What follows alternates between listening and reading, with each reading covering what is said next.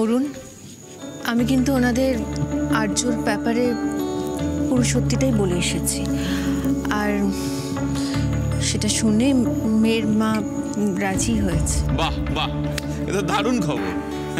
তাহলে অন্তত আগামীতে অশান্তির সম্ভাবনাটা রইল না।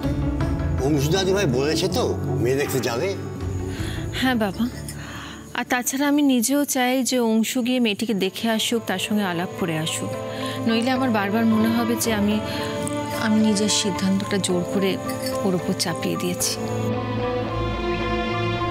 হয়তো অংশুর ওপরে জোরই করা হচ্ছে, কি জানি কোন দিকে যে যাবে সবটা কে জানে। না না, তা কেন? বলছি তুমি অংশুকে বলেছো তো সবটা, মানে মেয়ে দেখতে যাওয়ার কথা? বলবো। দিদি ভাই বলছি, মেয়ের বাড়ির লোকজনদের তোমার কেমন লাগলো? বাড়ি ঘর তো দেখেছো, তোমার সব পছন্দ হয়েছে তো? বাড়ি যেমনই হোক, পরিবারটা কেমন সেটাই আসল কথা। পরিবারের মানুষগুলো কেমন সেটাই বড় কথা। অরুণ, চারুর কথা তো আমি আগেও শুনেছি, গ্রামের প্রত্যেকে চারুর প্রশংসাই করেছে। আর চারুর মা ওর ছোট বোনের নামে বেশ ভালো ভালো কথাই বলল। এও বলল যে ওরা দুজনে মিলেই দুধের ব্যবসাটা সামলাচ্ছে। এমনকি এটাও বললো আমাকে যে চারুর বোন নাকি ডাক্তার হতে চেয়েছিল। বাহ, এ তো ভালো কথা। এখন সবটাই ডিপেন্ড করছে অংশুর উপর। অংশু যদি রাজি হয়ে যায় তাহলে আমার দু ছেলেরই বিয়ে ধুমধাম করে দেবো বাবা। আর যদি না হয় তাহলে আর্যর বিয়েটাও। না না, তুমি চিন্তা করো না, অংশু নিশ্চয়ই রাজি হবে। রাজি হলেই ভালো হলো। বলি বিয়ের পর যদি আমি জানতে পারি যে আমি জোর করেছিলাম বলেই অংশু এই বিয়েতে রাজি হয়েছে, তাহলে কিন্তু আমি কোনোদিনও নিজেকে ক্ষমা করতে পারবো না। আমি রাজি মা।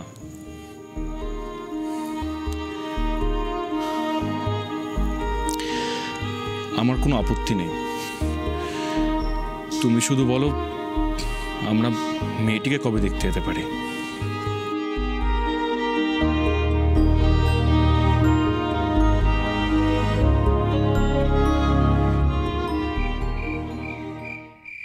আরে মা, তারপর ওই চাপার বাড়ির কেসটা শোনো না।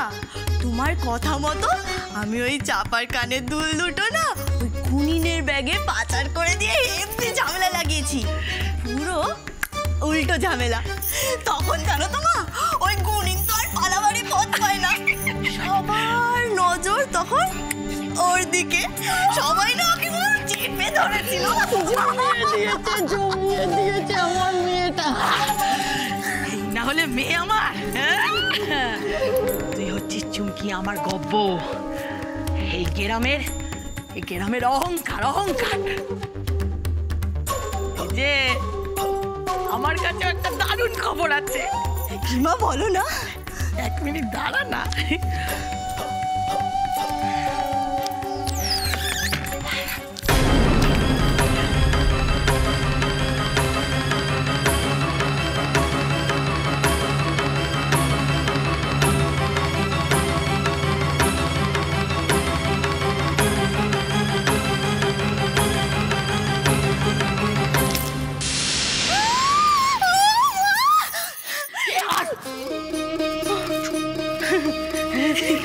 এ তো পুরো লটারি গো। আমার নিজের কানের উপরে তো আমি বিশ্বাসই করতে পারছি না। আমি মল্লিক বাড়ির বউ হব। হবি। আমি তোকে আশীর্বাদ করছি, তোর সব স্বপ্ন পূরণ হবে রে পাগলি। কপাল তো পুরো চকচক করছে। দেখেছো? বলেছিলাম না ভোরের স্বপ্ন সত্যি হয়, সেটাই তো হচ্ছে গো মা।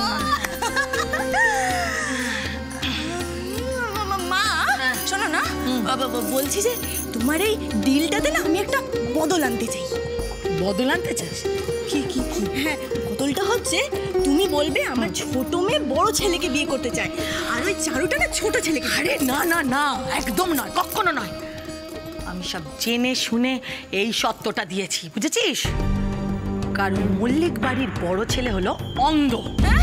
অন্ধ? হ্যাঁ রে, অন্ধ। আরে নিশ্চয়ই ওই বাড়িতে ওকে কেউ পাত্তা দেয় না, বাড়িতে বসে বসে খায়। শোন, ওরকম ছেলেকে তোর কি বিয়ে করা উচিত? হ্যাঁ, ওরকম ছেলেকে বিয়ে করলে তুই কি রাজরানী হয়ে থাকতে পারবি? আমার কথাটা শোন, মল্লিক বাড়ির ছোট ছেলের সঙ্গে তুই বিয়েটা কর, তাহলে তুই হবি গিয়ে রানী আর চারু হবে গিয়ে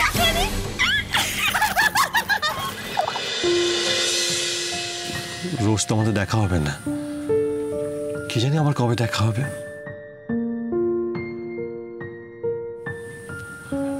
আদৌ দেখা হবে কি না? দেখা হবে না কেন? কখন কি হয় বলা তো যায় না। চারু, আজকে দিনটা স্মৃতি হিসাবে যদি আপনি এই নূপুরটা নিজের কাছে রেখে দেন তাহলে আমি খুব খুশি হব। আপনি সেদিন ঠিকই বলেছিলেন, হয়তো আপনার সাথে আমার আর দেখা হবে না।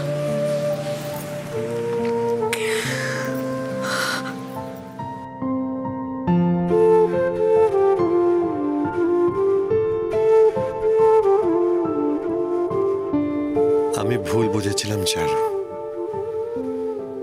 আমি ভেবেছিলাম আমাদের আর দেখা হবে না, কিন্তু আমাদের খুব তাড়াতাড়ি দেখা হবে, খুব তাড়াতাড়ি। কি করে?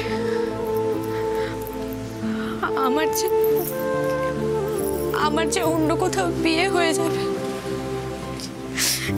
কেন আমার এত কষ্ট হচ্ছে বলুন তো?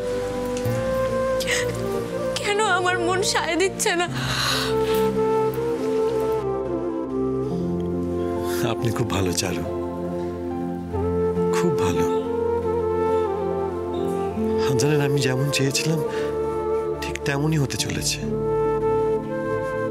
আর এটা ভেবে খুব ভালো লাগছে। আমি এবার থেকে সারা জীবন আপনাকে পাশে পাবো। আমি হয়তো আর আপনাকে কোনোদিনও পাশে পাবো না,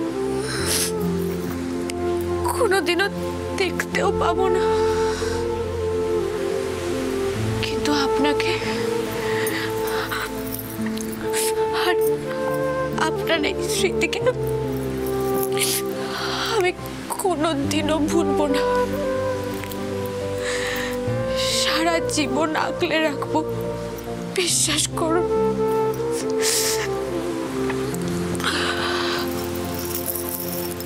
রাধা মাধব, আমি না হয় বিয়ে হয়ে অনেক দূরে চলে যাব,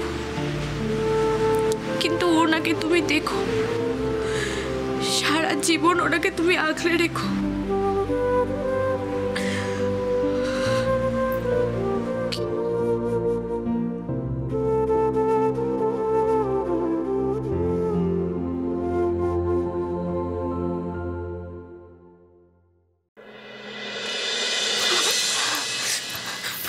না না, আমি আর ভাববো না, আমি আর কিচ্ছু ভাববো না। আমার ভাগ্যে যা আছে তাই হবে। কাঁদবো না, আমি আর একটুও কাঁদবো না, একটুও মন খারাপ করবো না আমি।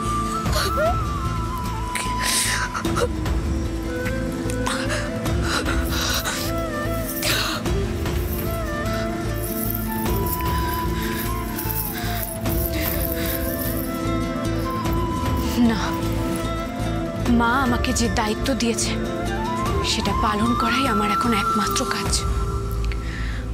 আমার কাছে সবার আগে আমার পরিবার, তারপর সবকিছু। এখন এসব ভাবাও আমার জন্য পাপ।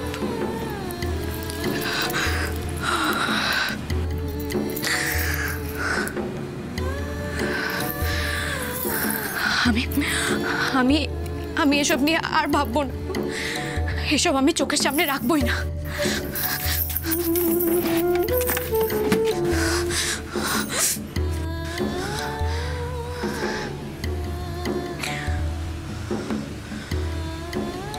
বাবার আবার আসার সময় হয়ে গেছে,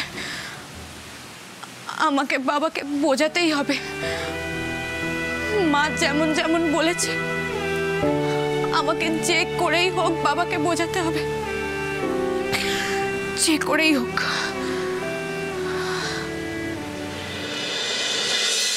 আমি বিয়ে করব।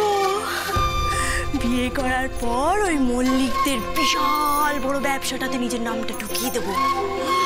তারপর ওদের বিশাল বড় বাড়িটাকে নিজের নামে করব। আস্তে আস্তে ওই গাড়িগুলোকেও নিজের নামে করব। তারপর যখন অনেক টাকা হয়ে যাবে সোজা চলে যাব মুম্বাই। হ্যাঁ, মুম্বাই জানো মা কোথায়? অরন্দশা, আমি মাধবপুর ছেড়ে কোথাও কোনোদিন গেছি না। আচ্ছা আচ্ছা, আমি যাব মুম্বাই। ওখানে গিয়ে নিজের একটা বই করব। ওইটাতে হিরোইন হব আমি।